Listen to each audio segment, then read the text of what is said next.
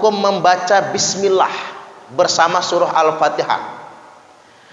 Menurut pendapat Imam Abu Hanifah alias Imam Hanafi dan Imam Malik bin Anas alias Imam Malik, bismillah tidak termasuk surat Al-Fatihah.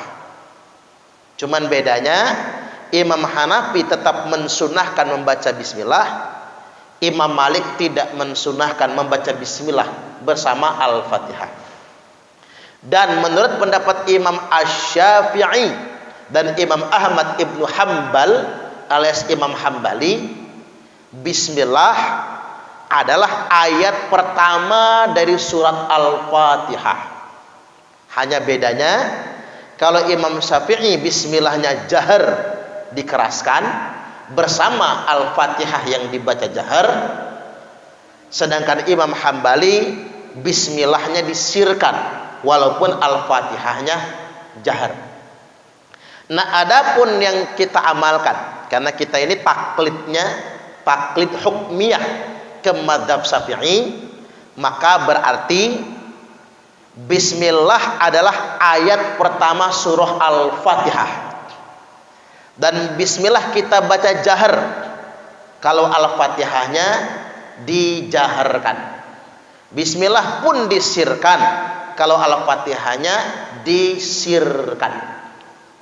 Keterangannya dari Qatadah radhiyallahu an, dia berkata, su'ila Anasun kaifa kanat qiraatun Nabi sallallahu alaihi wasallam.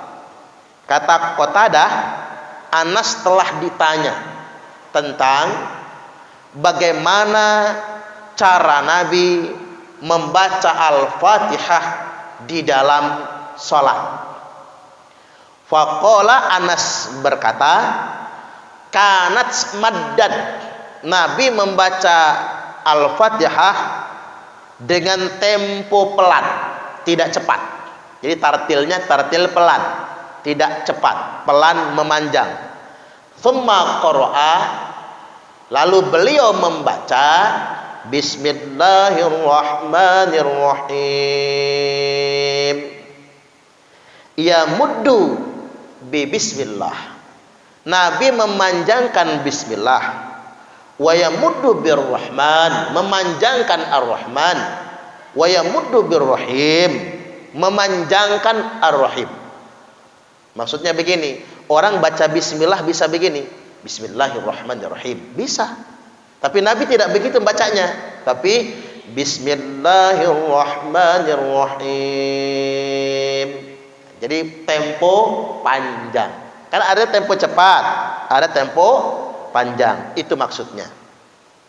Sahih Al-Bukhari nomor 5046. Sekali lagi Sahih Bukhari nomor 5046. Saya membaca di tafsir Ibnu Katsir, hadis ini adalah dalil bagi madzhab Syafi'i tentang jelasnya, jaharnya Nabi membaca bismillah bersama surah Al-Fatihah. Selanjutnya dari Nuaim Al-Mujmir radhiyallahu an, dia berkata, shallaitu wara'a Abi Hurairah, aku salat di belakang Abu Hurairah. Abu Hurairah ini sahabat Nabi yang hafalan hadisnya paling banyak. Jadi kalau ada tanya jawab, siapa sahabat Nabi yang hafalannya paling banyak? Jawabannya Abu Hurairah. Karena Abu Hurairah ini enggak berangkat perang. Abu Hurairah ini sengaja ditugasi Nabi dekat dengan Nabi di masjid. Jadi menghafal hadis-hadis Nabi. Ini tugasnya Abu Hurairah ini. Jadi ulama ini. Tugasnya khusus menghafal hadis-hadis Nabi. Makanya paling banyak dari Abu Hurairah. Kalau ikut perang mati, ya hilang hafalannya nanti. Makanya sahabat itu yang ahli politik kayak Muawiyah, hafalan hadisnya sedikit karena urusannya politik terus. Yang ahli perang kayak Khalid bin Walid, hafalannya sedikit karena sibuknya sama perang. Nah, yang ahli masjid kayak Abu Hurairah lebih banyak hafalannya karena nempel aja terus sama Nabi. Itu maksudnya.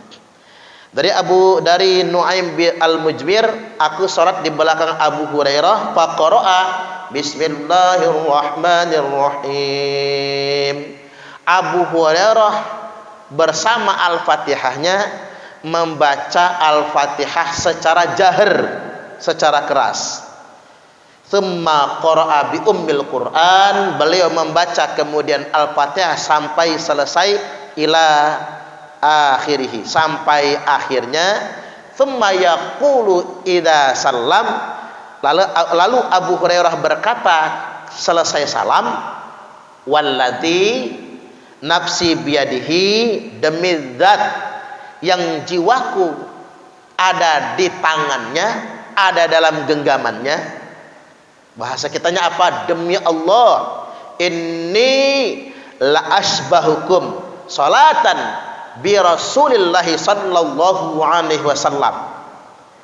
Salat yang aku praktekkan ini persis, jika dibandingkan kalian semua, persis dengan salatnya Rasulullah sallallahu alaihi wasallam. Berarti hadis ini marfu' karena sandarannya kepada Nabi. Sunan An-Nasa'i nomor 905.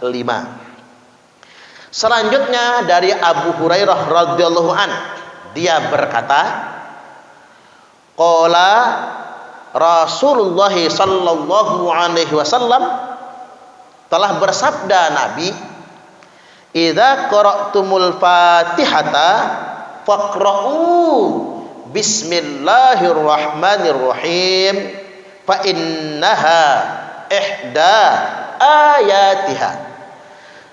Nabi bersabda, apabila kalian semua membaca Al-Fatihah, maka bacalah juga Bismillahirrahmanirrahim, fa innaha, karena sesungguhnya bismillah itu adalah salah satu ayat dari surah Al-Fatihah.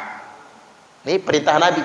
Jadi kalau sholat membaca Fatihah, bacalah juga bismillah, karena bismillah adalah salah satu ayat dari surah Al-Fatihah. Fa innaha ihda ayatiha. Selanjutnya dari Ali bin Abi Thalib radhiyallahu an, dia berkata, kana Rasulullah sallallahu alaihi wasallam yajharu bi bismillahirrahmanirrahim. Kata Ali, bahwasanya Rasul itu selalu menjaharkan, selalu mengeraskan bismillahirrahmanirrahim. Itu yang dari Ali. Selanjutnya dari Abdullah bin Abbas radhiyallahu an, beliau berkata, kana nabiyyu sallallahu alaihi wasallam, bahwasanya Nabi yajharu fi shalah, mengeraskan bacaan di dalam salatnya bi bismillahirrahmanirrahim, yakni mengeraskan membaca bismillahirrahmanirrahim. Makanya kalau dari jalur Abu Hurairah, kemudian Ali bin Abi Thalib, dan dari jalur Abdullah bin Abbas, bismillah dijaharkan. Ini fatwa madzhab Syafi'i. Adapun sebagai makmum, kan makmum nggak mungkin jahar kan? Sebagai makmum bacaannya sir semua sebagai makmum. Adapun bagi imam, kalau membaca Al-Fatihahnya jahar, maka bismillahnya berarti jahar. Karena bismillah adalah ayat pertama dari surah Al-Fatihah. Kendati pun demikian, kita harus bijaksana dengan pendapat yang berbeda dengan kita. Misal, pendapat mazhab Hambali. Menurut pendapat mazhab Hambali, bismillah dibaca sir. Makanya mereka mensirkan bismillah. Bismillahirrahmanirrahim. Lantas kemudian alhamdulillahnya yang dijaharkan, itu mazhab Hambali. Makanya kalau kita sholat di Masjidil Haram, imamnya kan mensirkan bismillah dan menjaharkan Al-Fatihah di ayat yang lainnya. Jadi sah sholatnya. Karena kita ini kalau berfikih itu cuman begini saja. Di mana bumi dipijak, di situ langit dijunjung.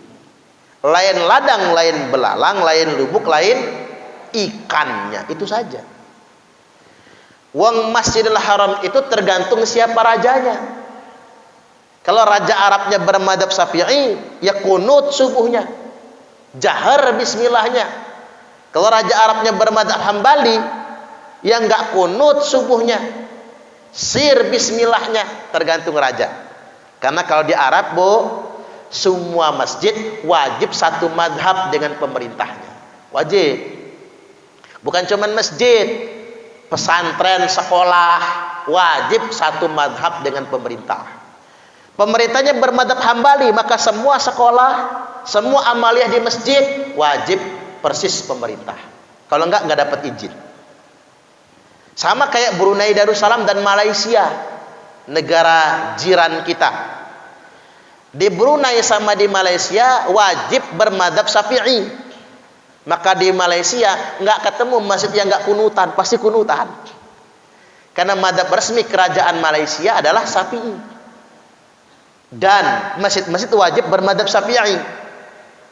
Brunei Darussalam juga begitu. Madhab resmi negaranya madhab Syafi'i. Maka semua masjid, semua sekolah wajib bermadhab Syafi'i. Yang bebas Indonesia. Indonesia ini bebas. Ada yang malah nggak pakai madhab sama sekali, bebas. Cuma saya agak kesel, Bu, sama yang nggak pakai madhab itu, ngelunjak. Udah mereka sedikit, sudah mereka nggak banyak, kita yang mayoritas, tapi mereka membid'ah-bid'ahkan kita, kan ngelunjak namanya itu, ngelunjak. Saya harus ngomong begini, soalnya begini, Bu. Selama ini kita ini dibid'ah-bid'ahkan orang Wahabi terus kan. Ini bid'ah, ini bid'ah. Kita cuma ngebela diri saja. Nah, orang awam tuh nganggapnya begini, siapa yang paling kencang, siapa yang paling vokal, itulah yang benar. Nah, karena kita nggak vokal, diem aja, ngalahan, dibid'ahin orang ngalah, disirik-sirikin orang ngalah gitu, diharam-haramkan orang ngalah, banyak korban akhirnya. Anak-anak kita ikut yang kayak gituan. Nah, sekarang saya ngomong sama para kiai, para ustadz, nggak boleh ngalah sekarang, kata saya. Nggak boleh ngalah, ngotot juga. Ngapa? Kalau ngalah, orang awam nganggapnya yang ngotot itu yang benar. Padahal kita mayoritas. Ya coba kalau ke Malaysia atau ke Brunei tadi, perbedaan pendapat itu wajar. Betul nggak kira-kira? Cuman ya kita ini sudah negara bebas, beda pendapat itu wajar. Yang jumlahnya sedikit, jangan mengharam-haramkan yang banyak, jangan membid'ah-bid'ahkan yang banyak. Itu namanya bahasa dihinya Pak, nutuk langgok dek kiri. Jangan kayak gitu tuh. Beragama nggak boleh nutuk langgok dek kiri. Masa segala jemu salah gale. Kalau jemu kata bedek kena uhang, nak kendaknya itulah. Kalau begitu model, ini salah ini. Ini salah. Jadi kita ini yang bijaksana. Jadi jangan memilih cara beragama yang kaku. Pilihlah cara beragama yang rahmatan lil alamin. Baru pas aku ketemu dalil, Abdurrahman bin Muljam itu mati jadi anjing neraka. Zulkhuwaisirah mati dari anjing neraka, enggak pernah bikin maksiat. Gawinya ke masjid, hafal Quran 30 juz. Ngapa jadi anjing neraka? Karena dia merasa paling suci. Yang benar dia dewek, yang lain salah semua. Nak kendaknya itulah dek kendak uhang. Nah, ini kita upload yang ini nanti. Biar orang bingung apa itu arti bahasa itu ya. Ngotot, ngetet, ngeyel, merengkel. Ini kalau bahasa Jawanya begitu. Nah ini yang kalau ada ketemu ngaji mah itu halam ikut. Bahaya. Kaku, nanti masuk jadi kelompok khawarij.